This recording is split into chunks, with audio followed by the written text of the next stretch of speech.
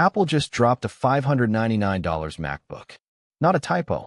For 50 years, Apple has built its brand on premium pricing, but the MacBook Neo, announced March 4, 2026, is an aggressive move into a completely new market. It starts at half the price of their previous cheapest laptop, the MacBook Air. This isn't just a new product. It's a strategic pivot reminiscent of when the original iPhone forced RIM to adapt or die. We're talking about an ultra-portable Mac running the A18 Pro chip, usually reserved for iPhones and iPads, and it comes in bold new colors like citrus and blush. What does this mean for the PC market and Apple's 50-year legacy? We're going to dig into the strategy, the specs, and what this tells us about Apple's next decade. Apple just turned 50, and they celebrated with a move that's sending ripples through the entire tech industry. They unveiled the MacBook Neo earlier this month, priced at an almost unbelievable $599. That's half the cost of their previously cheapest laptop, the MacBook Air. Rebecca Isaacs, Forbes tech and electronics editor, called it a design risk, but Hexnode CEO Apu Pavithran quickly highlighted its strategic importance. The IDC report on March 30, 2026, laid it out. Apple is making a direct play for the entry-level PC market. This isn't just about a new product. It's a fundamental shift in Apple's strategy that could rewrite the rules for everyone from Microsoft to Google, and frankly, anyone building hardware. We're talking about a company known for premium pricing suddenly going for market share at a scale we haven't seen from them in decades. What does it mean when the most valuable company in the world decides to target the value segment? And how does a $599 MacBook, powered by an A18 Pro chip, even exist? We're going to dissect this, from the engineering decisions to the market implications, and look at what this tells us about Apple's long game. It starts with a closer look at the device itself. The $599 MacBook Neo wasn't just another product launch. It was a carefully choreographed statement, a strategic maneuver years in the making. Officially unveiled via a terse press release on March 4, 2026, the global launch commenced a week later on March 11 across 47 countries. What truly caught industry analysts and consumers off guard was not just the audacious price point, but the public face of the launch. Apple's senior vice president of hardware engineering, John Ternus, publicly introduced it at an intimate media event held on April 24, 2026, a high-profile role typically reserved for CEO Tim Cook. Ternus further cemented his prominent involvement by appearing on Good Morning America with Robin Roberts, where he emphasized the MacBook Neo's design risk and its reimagining of Apple's entry-level strategy. This wasn't merely a new laptop. It was Apple's 50th anniversary shocker, a direct, targeted shot across the bow of the burgeoning sub-$700 entry-level PC market, a segment IDC described in their March 30, 2026 report, the Neo Revolution. Apple's strategy for market share dominance, as ripe for disruption. This dramatic price point, precisely half the cost of the previously cheapest MacBook Air, signals a new, fierce battleground for Apple. It's a calculated move to democratize the Mac experience, offering it in vibrant new colorways like Citrus Zest and Blush Bloom, which Jillian Salazzo, lead analyst at the Good Housekeeping Institute, praised in her MacBook Neo Deep Dive review for appealing to a broader, design-conscious demographic. This initiative is about capturing an entirely new segment of users, a demographic Apple hasn't aggressively pursued with such a compelling value proposition in decades.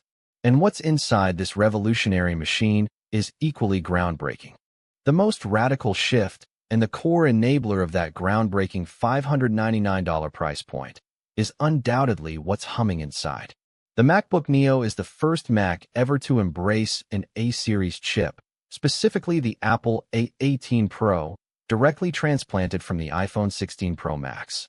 This isn't some constrained, watered-down mobile OS experience. It runs full macOS Sonoma, offering the complete, uncompromised Mac experience in a surprisingly svelte, ultra-portable package that weighs a mere 2.1 pounds. It's as if Apple finally decided to weaponize their industry-leading chip efficiency from phones and bring it to their entry-level laptops.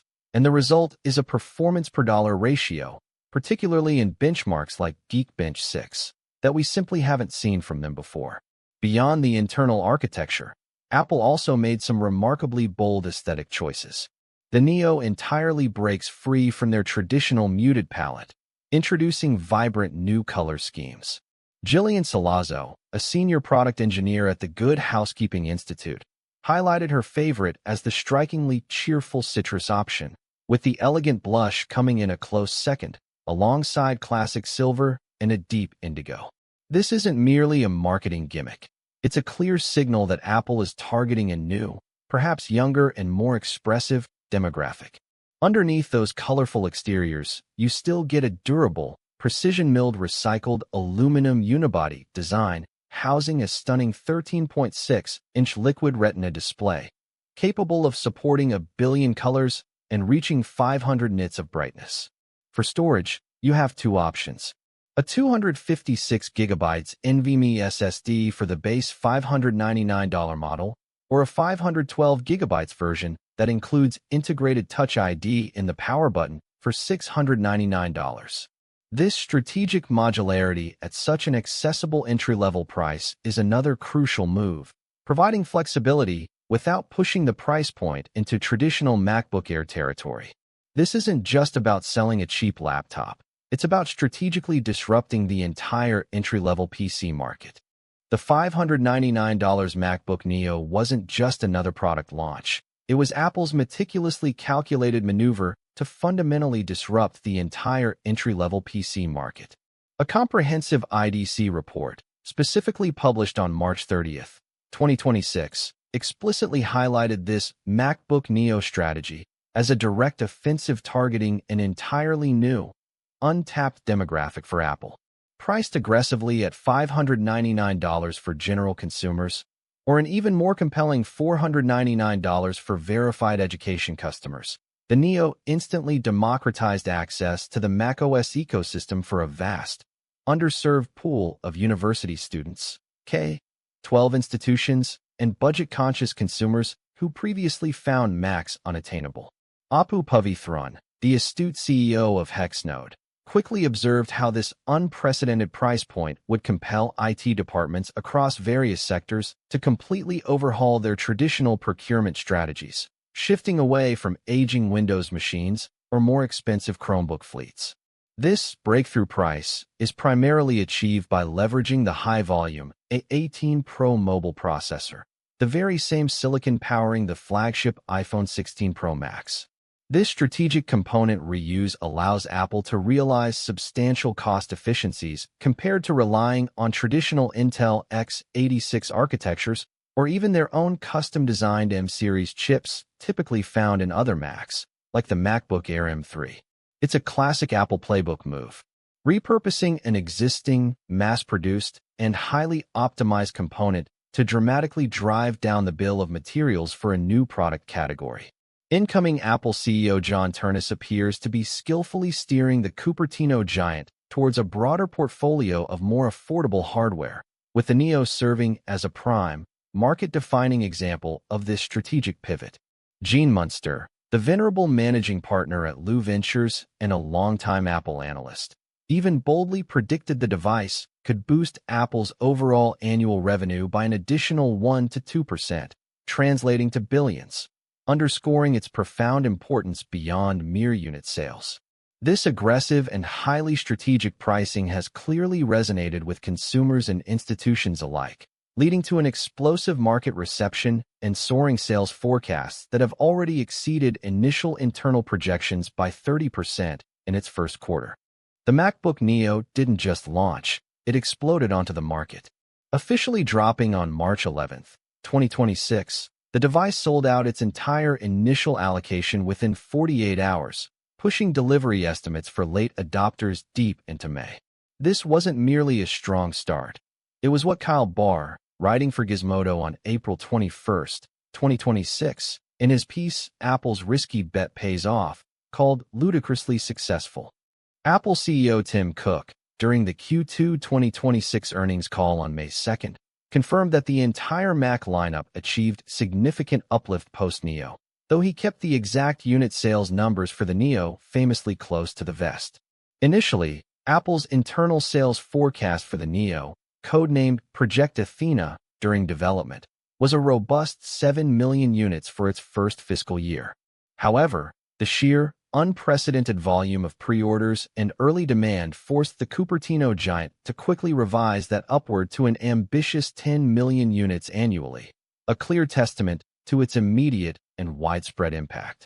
Min-Soo Kang's April 6, 2026 report for DG Times specifically highlighted this, forecasting the Neo to drive a staggering 7x surge in the entire sub-$700 notebook market segment, a niche Apple had largely overlooked.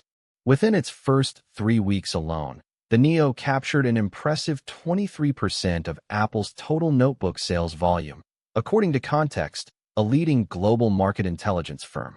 It started strong, accounting for 11% in week 1, then jumped to 21% the very next, proving it wasn't a flash in the pan but a sustained market force. This tells us Apple didn't just meet existing demand. They effectively created a whole new level of it, fundamentally reshaping expectations for entry-level premium devices.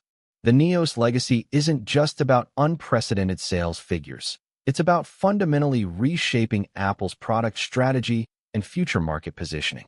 The MacBook Neo's biggest legacy might just be that it fundamentally shifts Apple's product strategy. The company that famously prioritized premium pricing and profit margins is now aggressively competing in the entry-level PC market, a space they largely ignored for decades. Remember the IDC report from March 30th, 2026? It explicitly called this the MacBook Neo strategy, identifying it as a direct offensive against Chromebooks and budget Windows PCs. But it's not just about price. The Neo's success validates the A-series chips in a full macOS environment. Before the Neo, which officially dropped on March 11, 2026, the idea of a Mac running an iPhone chip like the A18 Pro felt like a compromise, not a leap forward. Now, it's a proven blueprint, potentially paving the way for even more mobile processor integration across their desktop and laptop lines. Jillian Salazzo, an engineer at the Good Housekeeping Institute, highlighted the vibrant color scheme, citrus, blush, and indigo, as a bold departure from Apple's traditional minimalism. It signals a new era of aesthetic experimentation, a design risk that, in this case, clearly paid off. Analysts like Gene Munster are already predicting a significant boost to Apple's overall revenue and market share. This isn't just a niche product, it's an expansion of their addressable market. The device also establishes John Ternus, Apple's senior vice president of hardware engineering, as a key leader shaping this future. He's championed accessible, yet high-performance, hardware that diversifies Apple's target demographic well beyond the traditional early adopter. The Neo isn't just a new laptop.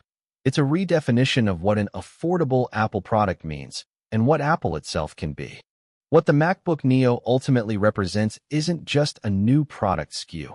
It's a strategic pivot for Apple, a subtle but significant shift in their long-standing business model. For decades, their playbook was about premiumization and controlled scarcity. But with the Neo, priced at $599 and running full macOS Sonoma on an A18 Pro chip, they're not just expanding their market, they're showing a willingness to compete on value, even if it means cannibalizing some lower-end Air sales. This move could redefine what entry-level means for Apple, making their ecosystem genuinely accessible to millions more and solidifying their competitive moat for the next 50 years. It's a classic tech battle, but Apple is using a new weapon. Have you ever seen a major tech company make such a drastic, effective pricing shift that completely changed their market perception? Drop your stories or theories about what this means for other brands in the comments below. And if you're looking for more breakdowns on how these massive companies are reshaping their strategies in 2026, hit that subscribe button. If you found this deep dive on Apple's latest play useful, my analysis on how Meta's renewed focus on mixed reality hardware is setting up the next platform war is exactly the next thing you should watch.